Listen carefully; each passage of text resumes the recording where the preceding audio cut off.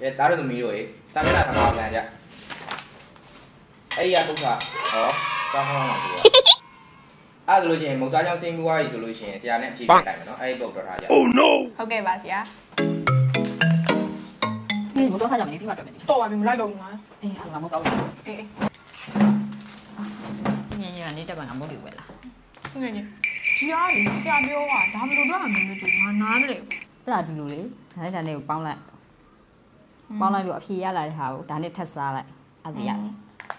အေးအဲ့ငါနားမတယ်ဘူးဖြစ်နေလို့တကယ်ချင်းငယ်ငယ်အနေကိုပြစရာရှိတယ် ဟုတ်လားဘာကြီးလဲ ပေးစရာရှိတယ်ငါနေမျက်စိမိတ်လားကြပြီ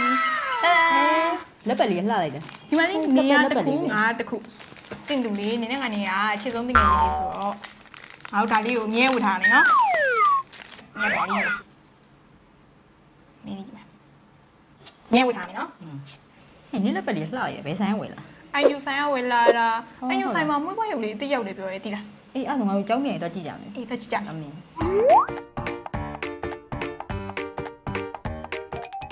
ဂလာပါရှင် ဟောင်းမမွေးဖွားရုပ်လေးကြည့်ကြလို့မ ရှိရနော်တယ်လေဒီဘက်လိုက်ခဲ့နော်ဒီဘက်မှာရှိရနော်လေးရဒါမျိုးလေးတွေရမယ်နော်တယ်ဒီလာဘူးဘူးလေးတွေကပီပါလာလေးတွေလို့ရှိရင်ဒီလိုအောက်မှာနော်စတိရုပ်ကလေးတွေရောအများကြီးရှိရနော်ဒီလိုမျိုးစီးနှောင်းမျိုးရုပ်လေးတွေရှိရနော်မွေးဖွားရုပ်လေးအများကြီးပဲနော်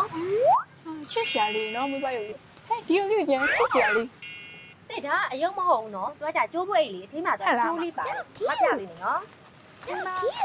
လိုမျိုးကျိုးလေးပါလေကျိုးလေး ဟဲ့ချစ်စရာလေး ဟုတ် မွေးဖွားရုပ်လွယ်လေးပုံစံလေး ဟုတ်ပြီလေအဲ့လိုရ